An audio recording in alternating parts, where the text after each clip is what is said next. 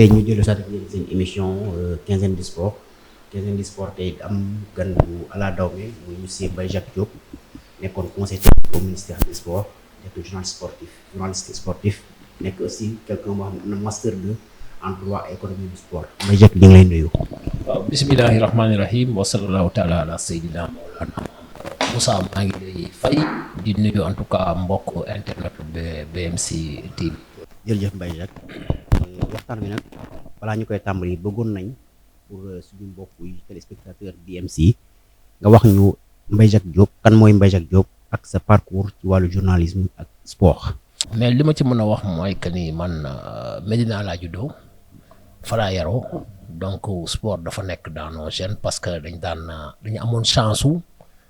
am stade Iba Mar Diop am stade Assane Diouf am école Médine am champ de course donc ba tax na daan nga mën a pratiquer toutes les disciplines sportives et puis ñu amoon chance bi ñu nekkee xale ñu doog a créer li ñuy wax INSEPS chaque mu amoon ay coopérative français foofu chaque mercredi da nga daan dem foofu da nga daan dem football def basket def athlétisme def lutte gréco-romaine def même mouvement gymnastique muy gymnastique parce que environnement Médina moo ñu ko doon permettre parce que dañu amoon ay grands yoo xam ni ay mag yoo xam ni c'était tous des grands sportifs donc après ñu jàng ba yàlla may ñu am suñu lijaasa ba yàlla xiir ñu ci journalisme sportif ba ñu fi journaliste sportif man maa ngi njëkk commencé ci benn journal bu ñuy wax Forum des Jeunes boobu Babacar Ndaw bi mi nga xamoon ne moo dëkkoon Grand Yoff nekk ministre de l'environnement moo doon directeur de publication bi parce que boobu man la woon ñoom Alioune Ndiaye bu nekkoon Pikini TV waaw Pikine TV ak ñoom dem si yàlla bay di saw ak Falilou Thiane bi nekkoon fële ak Cherif ak dem si yàlla Pape Sanor Ndiaye ñoo fa nekkoon ñu nekkoon suñu ay grand yoo xam ñu encadré ñun ñu nekk ci ay xale ma jógee fa après aussi ñoom Cheikh Tidiane Mbaye créé Dakar Soir man boobu Dakar Soir ñun la woon ñoom Habib Demba Fall ñoom Aboubacary Dia ñoom Cheikh Dia ñoom Yoro Dia bi ñoom Alassane Samba Diop donc c'était une nouvelle génération daal ñëwoon après ci laa fa jógee avec l'avènement du groupe Com7 Info7 ñu koy créé donc Pape Samba Kane recruté ñu pratiquement moo ñu njëkk a jox salaire Pape Samba Kane donc ñu jóge fa aussi nekk un journaliste sportif parce que bon boobu ñu am fa ay encadrement yoo xam ne ay ñoom Pascal Wane ñoom Matar Ka ñoom Habib ñun boobu dañu amoon nag équipe bu danse parce que ñu la woon ay ñoom Yaxam ay ñoom Pape Souleymane Kandji ay ñoom Demba Dia ay ñoom Oulay Anne ay Salimata Dieng on avait une équipe de choc daal mu nekkoon groupe comme ça parce que boobu da nga daan bind lépp nga daan bind te était transversal parce que Pape Samba ak Albert dañu daan wax ni journaliste da ngay transversal après ñu xëy aussi ñu créer li ñuy wax populaire boobu y avait Thierno Talla moo fa nekkoon ak Moustapha Sow boobu dama daan bind Info7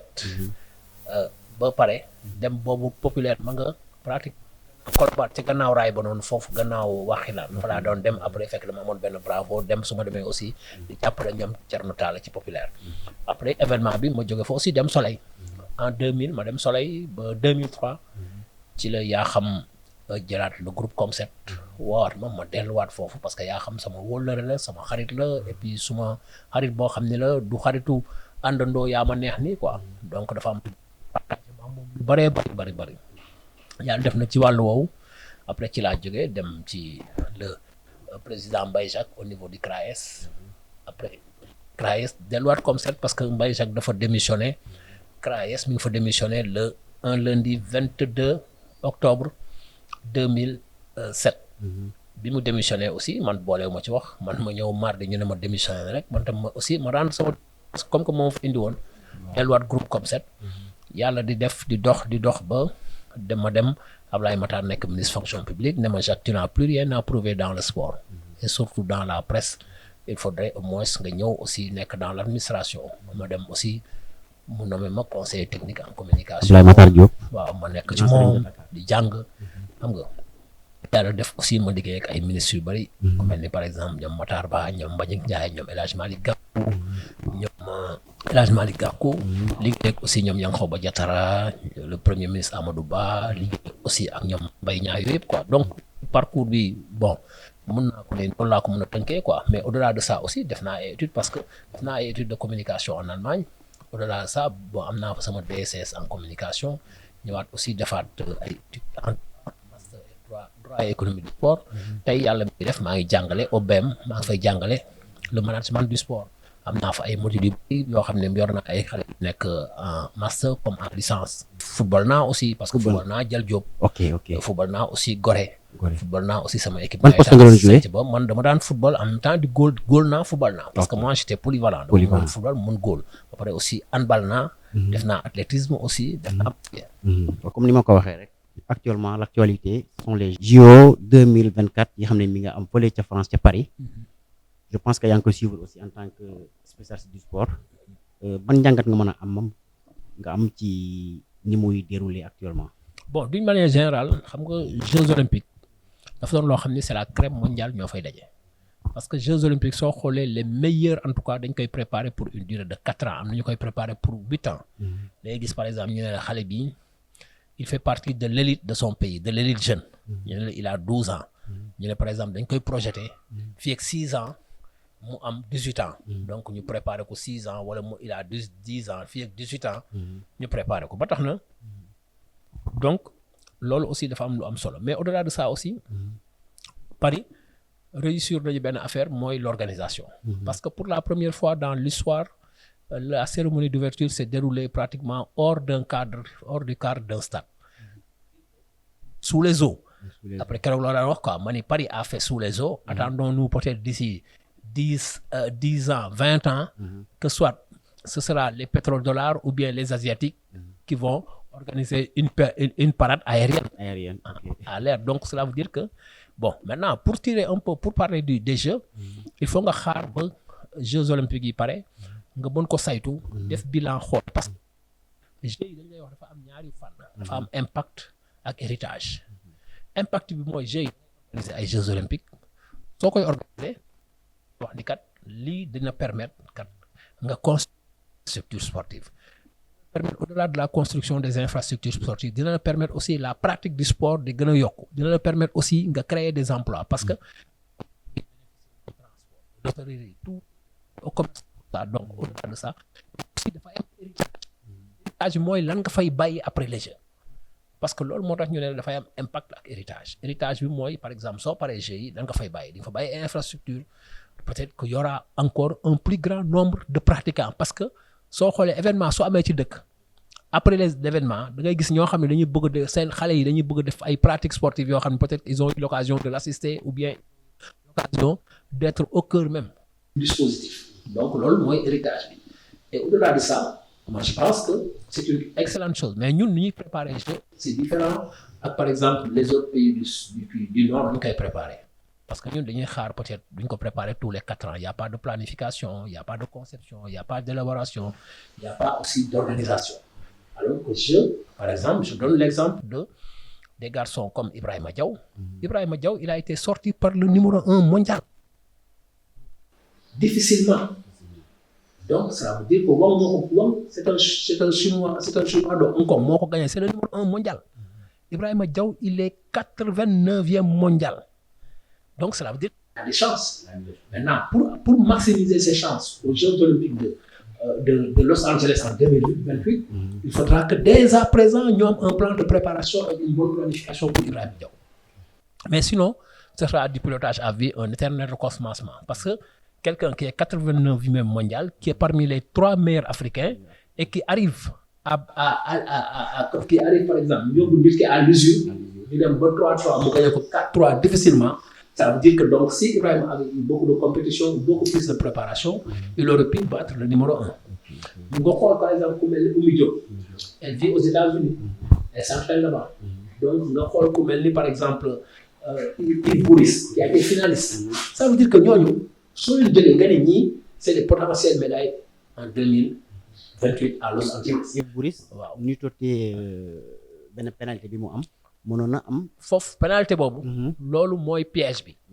waaw parce que pénalité yooyu c'est ça le piège. waaw boobu dañu am wala boo bëggee ñu dem final. maintenant nga fixer leen des objectifs.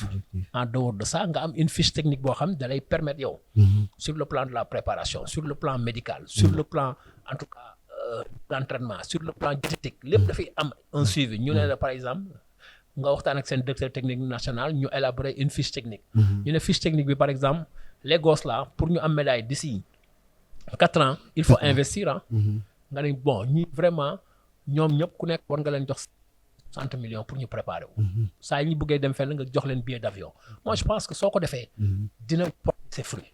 mais su fekkee ni par exemple da ngay xaar ba à la veille des Jeux nga di joxe nga 13 millions 10 millions 15 millions lan lay jëriñ. Voilà, c'est ça. Ça ne servira à rien. Ouais. Donc moi je pense qu'on a de jeunes sportifs. Mais aussi il faudrait aussi que sunu entraîneurs yi sunu parce que tey benn xale rek bu ci qualifié ci 11 yi kenn moo ci qualifié nekk Sénégal muy kan muy Bokar Diop taekwondo mais ñi des ñëpp amul benn entraîneur sénégalais bu leen di entraîner ay tubaab ñoo leen di entraîner à l'extérieur loolu aussi cela veut dire que nos entraîneurs doivent aller au moins pour pratiquement une mise à niveau parce que daf leen di permettre ñoom ñu côtoyer le haut niveau xool ce qui se fait au niveau du plus haut niveau et au niveau de la haute performance parce que léegi en sport on parle même plus de haut niveau mais on parle de haute performance. La performance. Vous avez vu par exemple les équipes françaises ils se sont préparés à l'INSEPS. INSEPS dafa am 7 pôles la fa am dafa am sax lu ñuy wax pôle médaillable dañ lay travailler pour nga jël médaille donc ñun amuñu yooyu tey ñi ngi bëgg organiser Jeux olympiques 2026 on n'a pas de structure d'accueil sax pour accueillir xale yi fan lañ leen di préparer amul ça pose problème donc moi je pense que les Jeux olympiques aussi c'est une planification il faudrait ñu planifier ko xool par exemple d'ici 4 ans lan la ñu bëgg a def mu am ay objectifs évolutifs des objectifs intermédiaires en fonction nga xam aussi am na objectifs globaux loolu yëpp da nga koy tracer mu nekk feuille de route boo xam ne un tableau synoptique très clair nga xam ni fii lañ jëm lii la ñu bëgg a def ak xale yi ñii ak ñii ak ñii. ok merci Mbaye Jacques fi nga tàmbalee fa laay sama question yi fa lay posé wu mooy gis nañ que ne depuis 1988 ak justement avec Amadou Diaba Sénégal amatul beneen médaille ci Jeux olympiques selon yow lan mooy problème bi ba mënuñu am médaille ji. Diaba médaille am faru ko moom laa leen di wax. Diaba dafa dem à Los Angeles à Safura dafa njëkk dem Moscou 80 il a été demi-finaliste mu dem 84 Los Angeles il a été finaliste et 5e ça veut dire que Diaba est dans le top 5 mondial. Parce que quand tu arrives à prendre 5e aux Jeux olympiques ça veut dire que tu es dans le top 5. Diaba bi mu arrivé xam loolu boobu ndeysaan ndem si yàlla Kéba Mbaye ak ndem si yàlla Lamine Diack ak le ministre Abdoulaye Makhtar Diop ñoo dem gis Abdou Diouf ne ko kii c'est un potentiel médaillé kii suñ ko jàppalee dina am médaille parce que am na ay il a le talent il a l'expérience au-delà de ça aussi il faut qu'il côtoie fekk boobu Diaba il était à l'INSEP de Paris di jàng may ko bourse Diaba des fois day dem ànd ak entraîneur Fernand Ortobis dem fi ñu dem aux États-Unis côtoyer ñoom Smith côtoyer ñoom Edwin Moses donc il côtoyait les meilleurs et au fil du temps il s'est adapté la preuve Diaba bi mu ñëwee gis ngeen il a même failli être médaillé d'or donc cela veut dire que dañ koy préparer kenn du ko tandu kenn du ko kii parce que munoo ñëw tey rek ne non da ngay gagner médaille non dafa am fooy jaar dafa am benn processus booy jaar mais ñun processus boobu lañ dul def duñ def planification et je pense que c'est là où pratiquement nous faillons à notre mission su fekkee ni on veut par exemple gagner des médailles il faut investir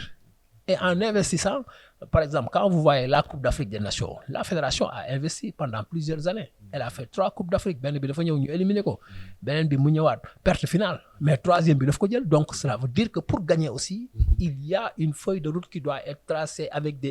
des objectifs très clairs et précis. fàttali si ñu téléspectateur BMC que tey ci émission quinzaine du sport ñi ngi dalal Mbaye Jacques Diop nekk journaliste sportif Mbaye Jacques ñu ngi ko doon wax sànq muy mbiru athlétisme Sénégal ku ko wax rek sa xel day dem ci Lamine Diack mi nga xam ne yow côtoyé nga ko. lan nga ñu mën a wax ci personnalité boobu. non xam nga Lamine Diack géej la géej moom da mënoo ko jeexal da ngay fay ba sonn rek nga génn dañ koy ñaanal yàlla yóbbu ko xare ko àjjana parce que Lamine Diack sunu papa boo xam ne la woon ku amaloon njëriñ Sénégal ku amaloon njëriñ Afrique ku amaloon njëriñ le monde la. Parce que man j'ai eu la chance pratiquement ànd ak moom pendant plusieurs années def les championnats du monde de Edmonton en 2001 au Canada def 2003 à Paris 2005 ñu def Helsinki 2007 ñu def Osaka 2009 ñu def Berlin 2011 ñu def Daegu 2013 ñu def Moscou donc ànd naa ak moom ci ay championnat yu bëri ak ay championnat d'Afrique yu bëree bëri ba tax na donc lenn li ñu mën a wax Lamine Diack dafa doon koo xam ni soo àndeek moom fierté la pourquoi soo àndeek moom fierté la parce que kilifa la woon dafa mutoon kilifa parce que fépp foo mës a dem ak moom parce que bu demoon ba par exemple Lamine Diack liggéey na IAAF bi nekk le tey World Athletics liggéey boo xam ni parce que Lamine Diack quand il était président bi mu ñëwee ñun Sénégal Mali ci boppam moo ñu ëppale woon voix parce que boobu da nga daan gis par exemple France 8 voix la amoon 8 voix pour buy voter bu ñu demee assemblée générale bu ñu demee congrès États-Unis am 8 voix ay Allemagne am 8 voix Mali am 4 voix Sénégal am benn Lamine Diack bi mu ñëwee dafa révolutionner démocratiser l'IAAF un pays une voix ba tax na soo xoolee tey IAAF ba pare nag jox athlètes yi seen gëdd parce que athlètes yi ñoom ñoo doon def spectacle et bi muy dem maa ngi fàttaliku ndeysaan son dernier congrès boobu ndeysaan il avait laissé dans les caisses de l'IAAF boobu IAAF mënoon nañu seen caisse pendant plus de 10 ans duñu soxla xaalis donc loolu moo lay wan ne donc liggéeyoon na ba jox crédibilité l'athlétisme mondial mais au-delà de ça aussi bàyyi fa loo xam ni athlétisme mën na ci dund ba vraiment di ci organiser ay kéem ba pare di ci subventionner les fédérations ba pare aussi ñun fii soo xoolee man je vais vous faire une révélation la piste du stade Demba Diop astafurlah Iba Mar Diop Lamine Diack moo ko réhabilité woon boobu l'État du Sénégal devait 300 millions de francs CFA du temps de Youssou Ndiaye à Mondo ñoo ko defaroon Mondo dañu porter plainte État du Sénégal Lamine Diack moo jël xaalisam fay pour plainte boobu ñu bañ ko ñu bari xamuñu loolu à un moment donné bëggoon naa ko bind mu ne ma c'était pas la peine je l'ai fait pour mon pays donc kooku defe naa ni donc mënuñu ko fay dañ koy ñaanal yàlla fi mu nekk mu gënal ko fi mu jógee yàlla xare ko àjjana te rasulullah doon wettalam firdawsi jannati. waaw kontaan nañ ci li ñu bay ci président Lamine Diack nekkoon président IAAF léegi je pense que dañuy ñëw ci wàllu football yow nekkoon nga ministère des sports Sacrou 2022 bi boo xoolee depuis comme ni nga ko waxee sànq depuis Abdoulaye Matar Diop yaa ngi ministère des sports ci loolu ban njàngat nga ñu mën a defaral ci Sacrou 2022 boobu ak ministère lan la ci liggéey ba ñu am résultat boobu. Sacrou bi dañuy ñëw. un président de fédération à la personne de Augustin Senghor mu nekk un président boo xam bu dal bu tey bu mën a déglu aussi xam nga aussi jox cër nit xam nga des fois bu ay nit àndee juboo yàlla daf fay indi ndam et je pense que loolu ça a tellement porté ses fruits ba tax na je pense que le mérite revient vraiment aux deux personnalités en l'occurrence le ministre Matar Ba ak surtout le président Augustin parce que daan nañu déggoo boo xam ne bu ñu àndee doo xam sax ndax kii mooy ministre wala kii mooy président de fédération et ñun aussi bu ñu àndee ak les fédéraux doo xam ndax ñun ay agent ministère lañu wala nous sommes des fédéraux parce que dañu déggoo boo xam ni lépp lu ñu doon def dañ ci daan toog saytu ko waxtaan ci ba juboo ci kàddu des fois dinañ toog réunion sax du ñu d'accord mais da nga daan gis ñoo xam ne dañ daan joxe ay argument irréfutable ba ñu xam ni ci c'est la bonne décision Amadou Kane kat décision bi mu wax moo gën wala Ablaye Sow wala par exemple Souleymane Boun Daouda Diop li mu wax moo gën ñu ànd ci tënk ko ñëw jëggal ko autorité bi parce que le dernier mot lui revenait parce que ñun ay ndaw rek la ñu woon mais dañ daan xool parce que buñ ñëwee kilifa bi aussi bu xoolee saytu woo Augustin ñoom ñaar ñu toog tëju jël ay décision man je pense que loolu moo tax Coupe d'Afrique aussi ñu amoon un président de la République en la personne de Macky Sall boo xam ni qui était aussi à l'écoute parce que lépp lu gars yi bëggoon daf ci doon taxaw moom ak le ministère des finances moo tax vraiment ndam li je pense que ndamu ñëpp la que ce soit le président Macky Sall à l'époque le ministère des finances les fédéraux comme le ministère des sports je pense que loolu moo indi Coupe d'Afrique des Nations bi parce que boobu boo xoolee le slogan manko wuti ndam li dafa doon loo xam ne lu dëgg la woon ci agent ministère yi dëgg la woon aussi au niveau fédéral. ci fédération boobu lay gisal ak yow. parce que gis nañ ci au lendemain report assemblée générale ordinaire fédération bi nga gis benn papier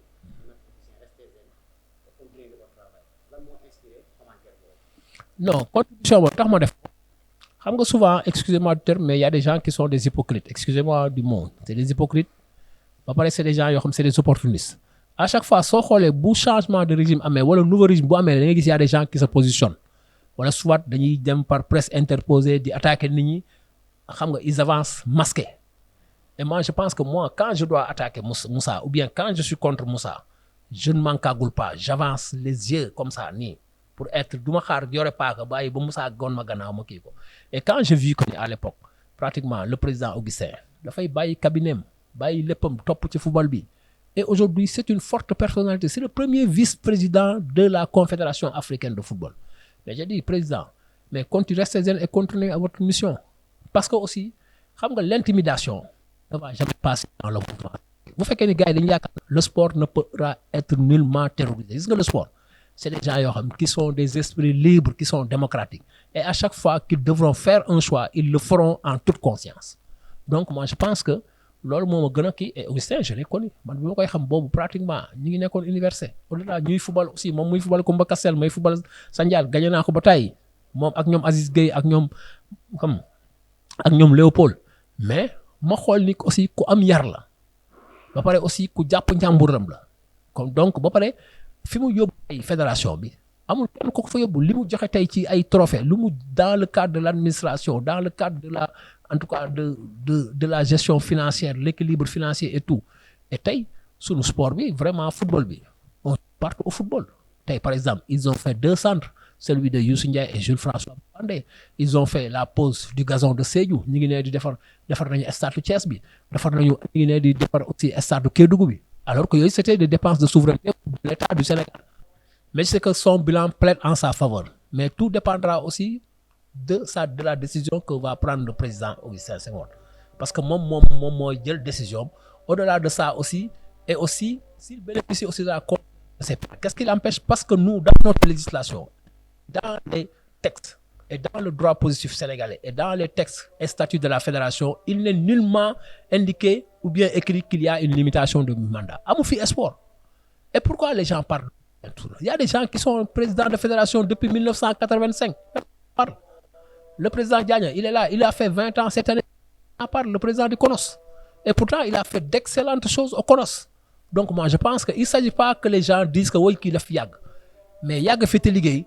moi, je ne Yag fait liguey.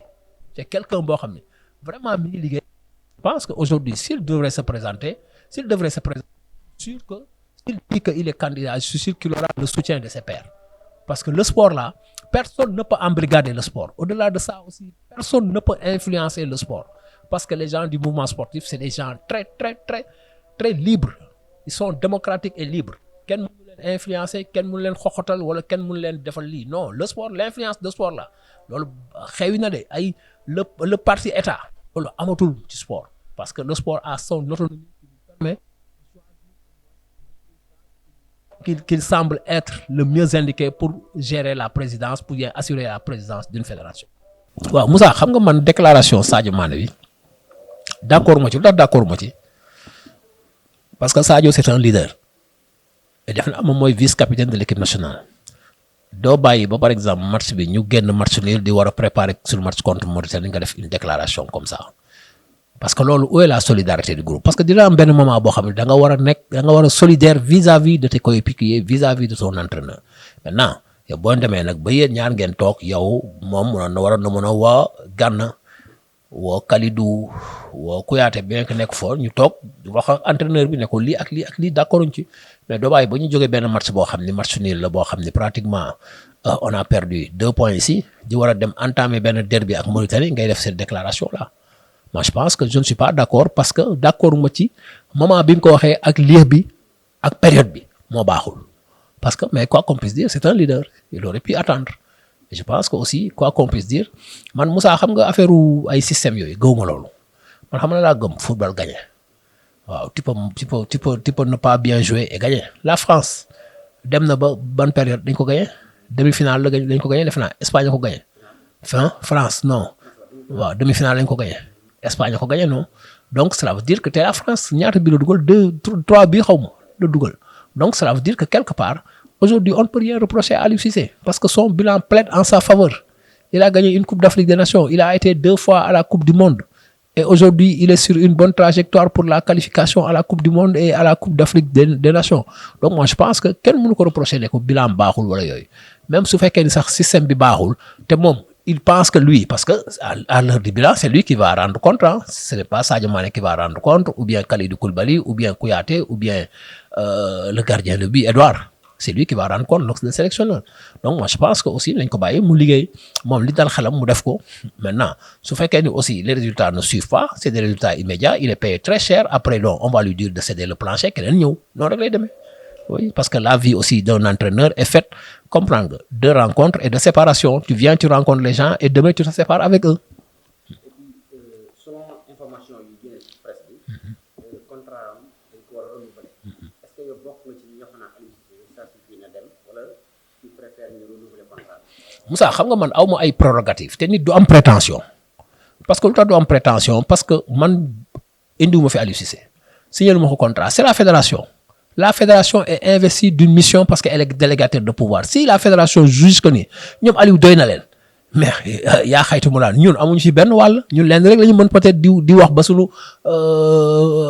baat yi mar naan. Mais je pense que il faut faire confiance aux dirigeants de la Fédération sénégalaise de football qui sont investis d'une mission parce qu'ils ont la délégation de pouvoir. ñoom ñoo jëli woon Aliou Cissé jox na leen kii su fekkee ni ñoom dañ ko war a renouveler ñoom xayrun dinañ xam ne dañ ko war a renouveler su fekkee ni ñoom par exemple dañ ko war a ne ko kat sa contrat jeex na duñ la signé ñoom ñoo am toutes les prérogatives là nit ñi aussi nañu bàyyi aussi que waa ji dafa war a dem parce que yàgg na fi.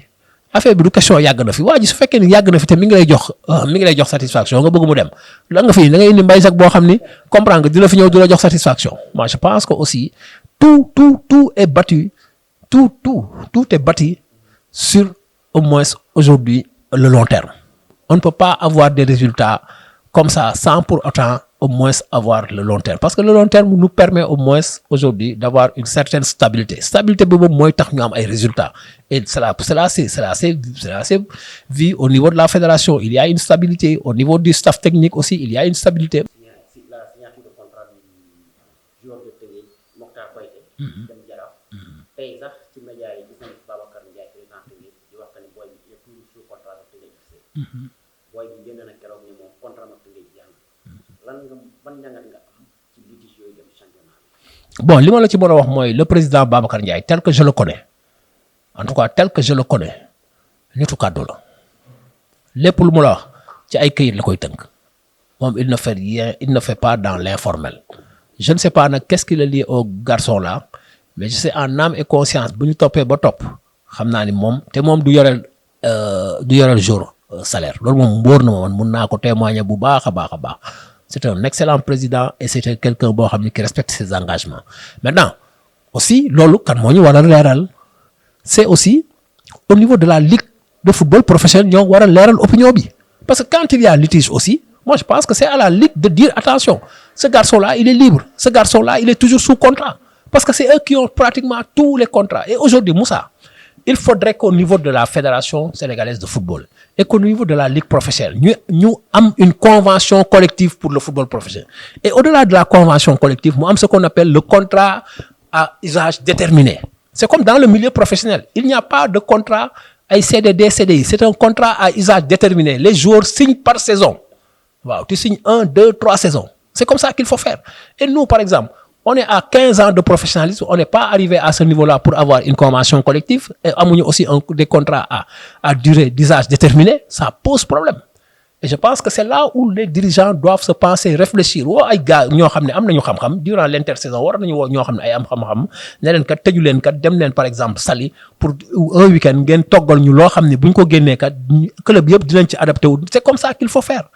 et je pense que fii Sénégal bari na ñoo xam ne seen xam-xam màcc na ci football bari na si ñoo xam ne seen xam-xam màcc na ci lépp loo xam ne ci ay texte la bari na ñoo xam ne seen xam-xam màcc na ci stratégie ci planification mais nga woo leen ñu toog waxtaan parce que sport bi ñun ñoo ko bokk xam-xam bi ñu demoon jàngi wala li ñu demoon wuti pour jëriñ sunu réew la pour jëriñ sunu sport la su fekkee ne aussi les gens mënuñu utiliser loolu mais c'est pas la peine moi je pense que aussi loolu moo tax souvent ngay dégg ñu naan la fuite des cerveaux ou bien la fuite des talents parce que da ngay nekk sa dëkk duñ la utiliser nga génn feneen ñu utiliser la oui. ci biir litige yooyu ba léegi ci la ñuy des parce que gis nañ que ni Stade de Mbour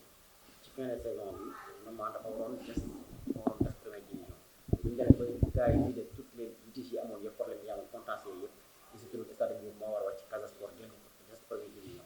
waaye Stade Mbour aussi ne duñ bàyyee noonu dañuy dem TAS est-ce que yow conseil nga leen ñu dem TAS.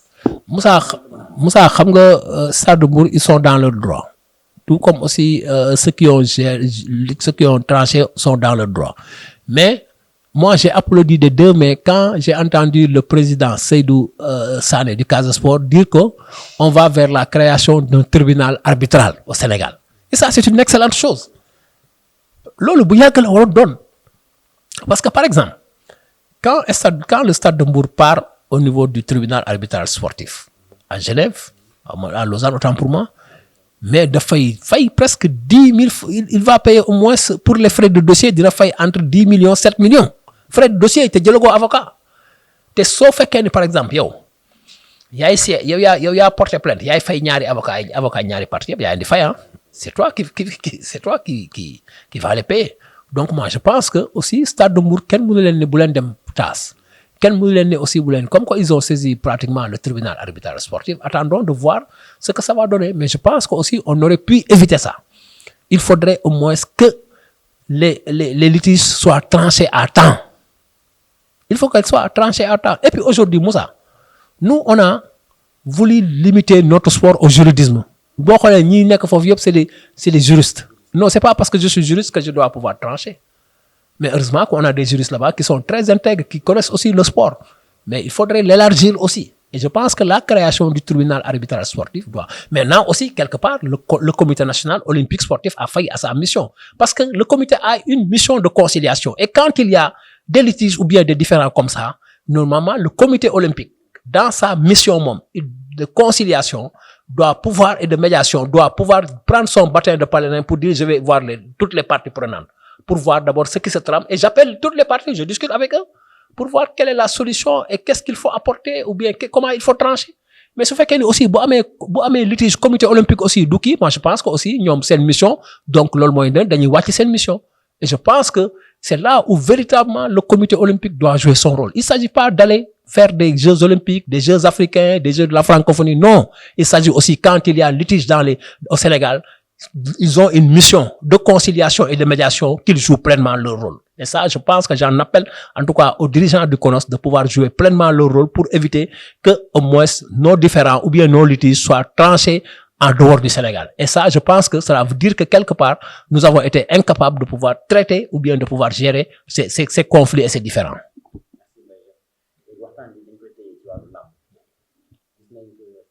CNG teg na ay règles yu bees concernant tenue heure combat yi ba combat yi mujj surtout ma ci mën a joxe mooy Balla Gaye Tapha Tine bëre nañ ko ba combat bi jeex te alhamdulilah amul yenn affaire yi dépassé yenn heure yi aussi ban jàngat nga am ci loolu balaa maa jàngat ci combat yi il faut me féliciter les forces de défense et de sécurité parce que gis nañ ne Lamb Moustapha Gueye le ministre de l'Intérieur ak le commandant le directeur de la justice militaire le haut commandement de la gendarmerie jël ay matuwaay keroog boobu da ngay gis Dakar bi yëpp foo fekk yaa ngi fay fekk ay takk der et je pense que ça aussi c'est une bonne chose mais je pense que loolu aussi du cëru làmb su fekkee ne su amee làmb mu am agression mu am ay scènes de violence moi je pense que loolu war nañ ko éviter donc dañ ciy féliciter vraiment les forces de défense et de sécurité parce que taxawaay bi ñu taxaw keroog vraiment loolu rafetlu dañ ko te dañ leen di ñaanal yàlla di leen remercier di leen gërëm donc parce que ñi ngi aar en tout cas les personnes et les biens au-delà de ça moi je pense que le CNG a pris une bonne option une très bonne chose que parce que spectacle dafay am fu muy commencer ak fu muy kii mais man leen rek laay reprocher suñuy jël décision aussi dañu woon toutes les parties prenantes parce que dañ leen dénk ñoom faluñu leen dañ leen nommé waaw du mouvement associatif c'est l'État qui les a nommés et quand l'État vous nomme et vous avez des parties prenantes parce que la lutte dafa bari ay composantes donc composantes yooyu yéen war na leen permettre yéen ngeen woo leen ne leen kat ñun kat dañu bëgg xool imaginez-vous par exemple su fekkoon ni par exemple le promoteur avait signé des engagements avec une télévision étrangère ne ko combat bi telle heure lay commencer parce que le signal et tout ça yow nga jël décision boobu sans pour autant concerter le promoteur ça risque de poser des problèmes mais heureusement que loolu yëpp on n'en est pas arrivé là-bas maintenant je pense que ñi ngi dem nañu fin de saison le CNG va présenter un bilan dina woo ñëpp pour que ñu am benn assemblée générale d'information di remercier en tout cas les membres du CNG xam ni làmb mi ngi dox làmb nag buy dox coow li dina bari parce que làmb ci boppam moo bari coow parce que làmb mi ngi dox soo xoolee pratiquement on luttait les lundis mardi mercredi et tout ça est à l'intérieur du pays je pense que aussi il faudrait ñu delloo njukkal waa CNG au-delà delloo leen njukkal aussi ñu xoolaat aussi ñoom aussi comprendre nga seen taxawaay parce que taxawaay bi mooy lan ñoom dañ leen dénk bi ñu leen dénk aussi ñu xam ni mbër yi seen njaboot la ñu bokk promoteurs yi ci seen njaboot la ñu bokk amateurs yi ci seen njaboot la ñu bokk donc managers yi entraîneurs yi ci seen njaboot la ñu bokk ñu leen di woo des fois di organiser des rencontres sectorielles tey dañuy woo par exemple mois bi dañuy def rencontre sectorielle avec les promoteurs par exemple mois bi dañuy def rencontre sectorielle avec les lutteurs mois bi dañuy def rencontre sectorielle avec les managers avec les entraîneurs ainsi de suite noonu ngay def parce que loolu soo ko defee chaque jour du am déficit de communication dina tax yow chaque fois di nga mën a communiquer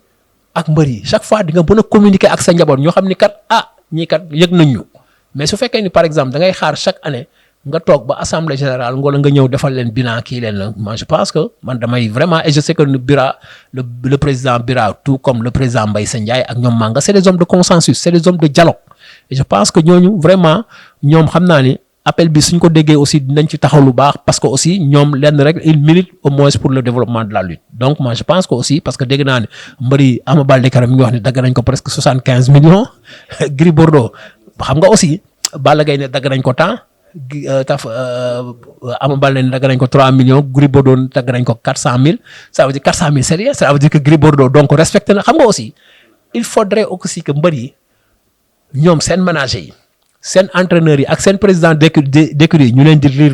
di lire les contrats de concession di leen lire les règlements parce que loolu il faudrait que ñoom ñuy am ay journées de réflexion ay journées yoo xam ni d'appropriation ay journées de validation sociale de leur règlement du règlement intérieur du CNG du contrat de concession ak des statuts parce que bu ñu xamee loolu ne CNG kat lii la bañ bëggul ko fa taal fourneau bëggul ko fa taal sondeel bëggul ko jéggi mais attends soo ko waxee sa mbër su ko defee aussi nga xam ni kii wax nga ko tu l'as informé mais malheureusement da ngay gis promoteur boo xam ne mënul lire et c'est l'occasion Moussa moi je pense que il faudrait que la lutte toll na foo xam ne il faut ñu xoolaat qui doit être promoteur et qui ne doit pas être promoteur su fekkee ne le promoteur aussi il vient que pour les 10% ça pose problème moi je pense que pour les promoteurs il faut aller vers une remise à niveau zéro remise à niveau zéro mooy lan mooy promoteur da nga leen defloo examen sur les statuts et les règlements bu yeboo mu nekk examen en wolof wala en français waaw comme ça ñu xam ni ñii le CNG agréé wu leen parce que maîtriser wuñu règlement bi wala xamuñu mais comment peut-on avoir un promoteur un manager qui ne maîtrise pas le règlement ni les statuts ni le contrat de concession ça pose problème dal la dem jëli xaalis ñëw après jël sa 10% def jëm yóbbul mbër mi mais loolu du manager je suis désolé un manager doit pouvoir au moins aujourd'hui lire les textes comprendre les textes des fois da ngay toog nga déglu Pala Diop da ngay xam ni kii xam na texte yi parce que des fois muy def reportage nga dégg mu wax lii nga xam ni kii xam na texte yi donc moi je pense que les ménagers du devoir du CNG de dire parce que au niveau du ministère des sports il y a la direction de la formation ñu defal leen une formation wala ñu defal leen loo xam ni ay examen la pour parce que la FIFA ñaata kii moo fa amoon ñaata agent de jour 8000 et quelques mais léegi ñaata agent moo fa motul 300 parce que ils ont maintenant examen là récemment à la fédération sénégalaise am na examen il y avait une dizaine xaw ma une 11 qui était kii il y avait 5 xaw ma 6 ñoo jàll donc moi je pense que il faudrait que ñu xam ni c'est pas parce que da ngay ñëw dugal 50 000 rek nekk ménager yooyu c'est dépassé looy dépassé lutte bi dafa toll foo xam ni c'est une affaire de sous c'est une affaire de business c'est une affaire de professionnel donc il faut tout professionnaliser ñu bàyyi le secteur informel là ku xamul règlement ku xamul statut nga dootoo nekk ménager c'est tout ça aussi il faudrait pas que nga bëgg def plaisir ñii que non loolu dépassé nañ ko le ménager il doit pouvoir lire il doit pouvoir comprendre maîtriser les textes le contrat de concession parce que imagine-toi da nga gis ménager boo xam day ñëw rek signé xamul sax lu ñu koy bindaloo mais ça pose problème moi je pense que loolu aussi je lance un appel aux membres du CNG pour ñu jéem a xool nan la ñuy xoolaatee assainiraatee le milieu de manager comme ça que ce soit tout quoi de toutes les composantes même les entraîneurs aussi parce que entraîneurs yi aussi ñu xool kan moo war a toog ci baamu mbër da ngay gis rek est-ce que am na diplôme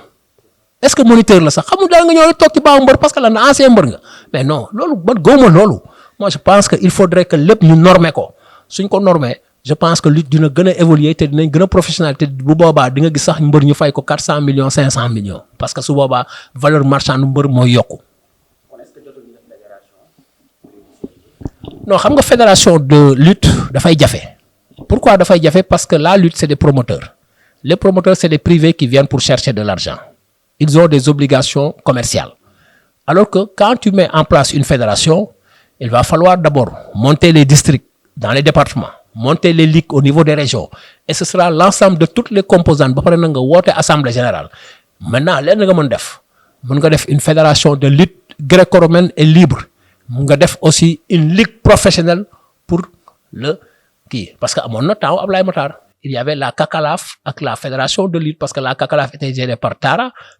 la fédération était gérée par Cheikh Thiaré. Alors mun na am par exemple lutte libre nga def ko fédération nga xam ne di nga sax def maillage bi comme ça di nga def massification au niveau de toutes les régions. Maintenant nga def une ligue professionnelle de lutte nga xam ne ligue professionnelle de lutte bi léegi nag ce sera géré par le comité national nga xam ne c'est une affaire de professionnels dessous. Moi je pense que loolu mun na am mais su fekkee dañu bëgg dem nii rek à la fédération moi je pense que c'est impossible et il sera très difficile parce que y a deux structures yoo xam ne il est très difficile d'aller vers une fédération. C'est les courses hippiques et la lutte avec frappe. Ce sera très difficile.